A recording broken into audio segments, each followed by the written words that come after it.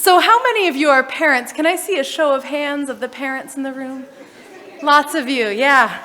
So let me ask you an honest question. Have you ever exaggerated the truth to your child in order to protect them? For example, have you ever exaggerated a certain danger, like, if you jump on the bed like that, you will fall off and you will break your neck? Or, if you eat one more brownie, you are going to make yourself so sick. Or, you better not make faces like that, or one day it's going to get stuck. Do you want to walk around looking like that? No, you don't. Well, my mother was the master of these parental scare tactics. She was a single mother for much of my childhood, and she became adept at using fear to keep us in line. Don't you dare let go of my hand, not even for 1 second, or you will be abducted. Whoa. Or, if you go swimming right after you eat, you're going to get a cramp, and you're going to drown, and then you'll be dead. Or my very favorite was, Tamarra, did you hear that story about the little boy who tried to fish a piece of toast out of the toaster?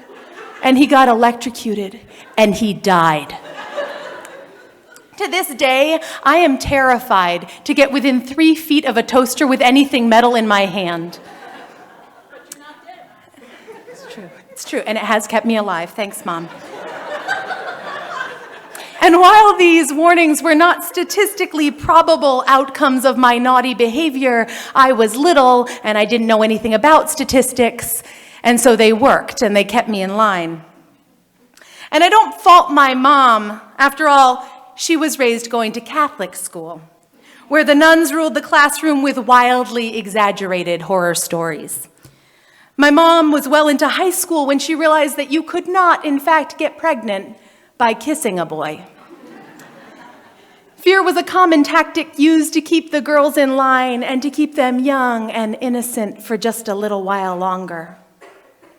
But of course, the problem is when something is untrue, it's only a matter of time before the child realizes that their parents or the nuns didn't quite tell them the whole truth. And usually it's someone else, someone more clever or more experienced, who opens their eyes to reality. Which brings me, of course, to our text for the day, the story of Adam and Eve eating the forbidden fruit. And in this story, like in so many of our own coming-of-age stories, there was a character who encouraged us to take a risk that went against a warning. Often when we tell this story, we portray the serpent as this evil trickster, this tempter who seduces Eve into taking the first bite of something that has gotten us all kicked out of paradise for good. But did the serpent lie to Eve? God told the humans, "Do not eat of the tree, or you will die." But that wasn't exactly true, was it? And the serpent points this out to Eve. The fruit of that tree won't kill you. It will open your eyes. And sure enough, she takes a bite and she lives and she is changed. Which leads me to my second quarrel with the way we typically understand this story. So in the previous chapter of Genesis, we have this beautiful story about God creating the human out of soil and out of breath. And then God goes on to create the garden with every plant and every bush, including the tree of life and the tree of the knowledge of good and evil. Now, going back to that parenting metaphor, if you had this brand new little being, almost like a curious toddler who's bumbling around and learning what it means to be alive and to be human, would you bake a giant chocolate cake or something else equally tempting and then leave this young person unsupervised in the room with that cake? It just seems a little bit weird, doesn't it? I mean, I know there are lots of interpretations of this text, but this is always where I get stuck.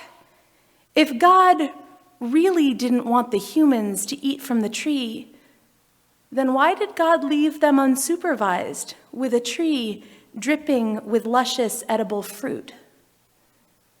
I wonder if eating from that tree was something God knew the humans would do all along. So then why did God get so bent out of shape? Well, the truth is I don't know, but my guess is that God knew that the humans would disobey the warning and eat of the tree eventually, but it was still really sad when it actually happened. And I imagine that disappointment being like the first time your child blatantly disobeys you, or lies to you, or tries to hide something from you. Even though you know it will happen eventually, it still hurts. Because it's part of them growing up, and it's part of them asserting their independence. Okay, so God creates humans and leaves them unattended with something super tempting. But it's something that God doesn't want the humans to have yet, so God, like so many parents, makes up a story that eating the fruit is going to kill them. But then the serpent tells Eve a different story. The fruit won't kill you, it will give you knowledge. The serpent's words cause Eve to look at the tree differently. Suddenly, she sees that this tree is not only pretty and that the fruit looks edible, but she also sees that it might open her eyes. So Eve eats the fruit and offers it to her partner Adam, who also eats the fruit. And here is where the story gets interesting. I read a couple of biblical commentaries about this particular piece of Genesis.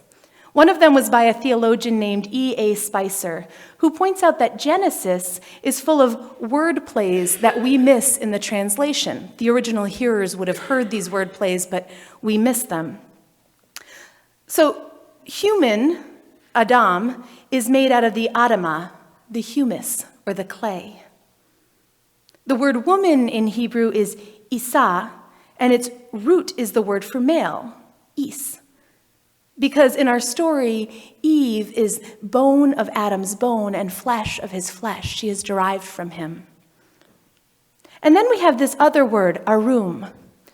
Arum can be translated as naked, but it also shares the same root as the Hebrew word for crafty or shrewd or subtle. So now when we look at the text, it changes the meaning. Now the serpent was more crafty, or more naked, or more subtle than any other wild animal. Then later, when Adam and Eve eat the fruit, they realize that they are naked or crafty. Before this, just like small children, they didn't notice their nakedness. They didn't have any shame. But also before this, they weren't aware of their craftiness, of their shrewd nature. After eating the fruit, they become self-conscious, as in they become aware of themselves. Or you could even say they become self-serving. So they try to sew together some fig leaves for a covering, but then they hear God strolling through the garden. And well, they do what any child does when their parent has found them out. They hide. Somehow they are not only self-conscious, but they are also ashamed for God to see them. And then in our story, God asks Adam where he is, and Adam says, I was hiding from you because I am arum, I am naked, I am crafty. And God says, who told you you were naked or crafty? Have you eaten from the tree of which I commanded you not to eat? And now I want you to listen very, very carefully to Adam's response. He says, the woman who you gave me to be with me, she gave me the fruit and I ate it. It's a crafty answer, right? First, he reminds God that God gave him the woman. And then he blames the woman. So twice in one single sentence, Adam tries to take the blame away from himself. He has become self-conscious, maybe even self-preserving. And he uses this newfound craftiness to protect himself. Now, I'm not sure if any of you have ever found yourself in this sort of pickle, but what usually happens when you sell someone else out to protect yourself? It doesn't usually strengthen that relationship or engender feelings of trust and deep intimacy, right? So Adam has protected himself, but in so doing, he has driven a wedge into his relationship with both Eve and God. Now, this sounds really terrible. They went from being unaware of their nakedness and vulnerability while living in their perfect, safe home, to eating from the tree and becoming self-conscious and self-serving and selling each other out. And yet, as parents, or aunties, or uncles, or grandparents, even though on the one hand you want your little ones to stay young and innocent, you also don't really want to send them out into the world completely vulnerable, right? You want your kid to stay open and vulnerable with you, but you don't want them to go out in the world with their heart on their sleeve, trusting everyone they meet. And yet, that very shrewdness that keeps them safe in the world is also a burden. And this, in my estimation, is one of the core struggles with being human. We come into the world vulnerable, but we can't remain that way if we want to live in the world safely. And yet the coping mechanisms we develop to deal with our vulnerability ultimately keep us at an arm's length from those we love and from God. What a painful predicament to be in. You need the mechanism, and yet it impedes your authentic connection with others. So what do we do?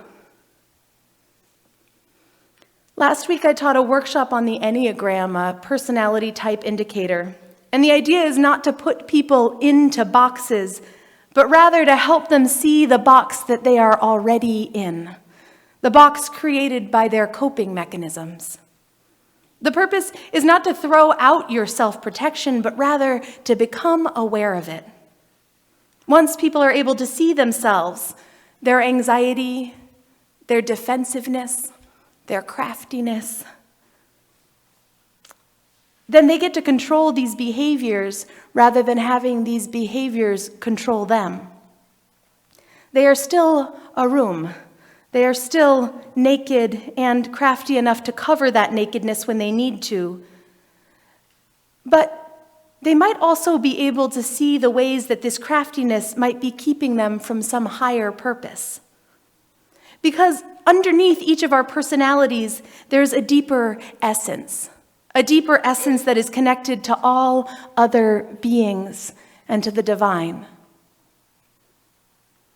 We are like Adam and Eve, who ate of the apple and felt shame about their vulnerability and then became self-serving. Each of us realizes at a certain age that we can't wear our heart on our sleeve all of the time, that we need to protect ourselves. And yet when we become overly invested in protecting ourselves, it keeps us away from being able to truly love or to receive love. So then, paradoxically, we spend the remainder of our life trying to figure out how to regain that original vulnerability and trust and open-heartedness and wonder of being a child. For me, our story from today is not a terrible story about the fall of humankind. It's the story about being human, a story that many parents can attest to having watched unfold in their children. If we are lucky, we start out in a garden of sorts, a safe and wonderful place where we are taken care of.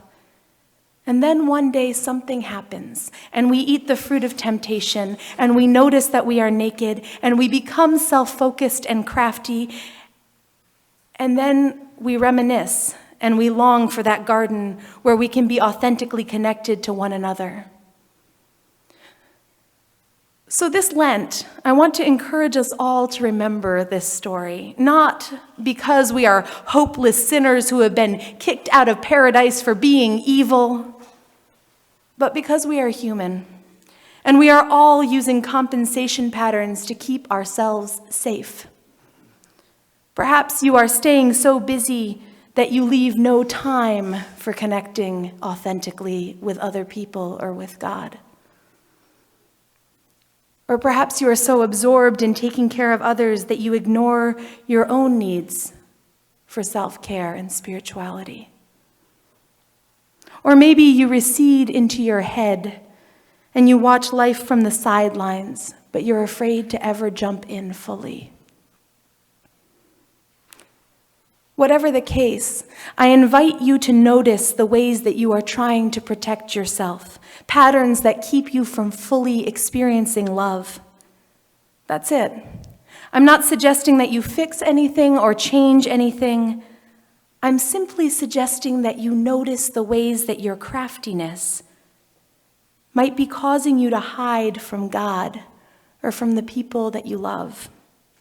Just by noticing it, you might start to feel your heart shifting, and you might get a glimpse, just a glimpse, of what it would be like to stand truly naked and vulnerable before God once again. Amen.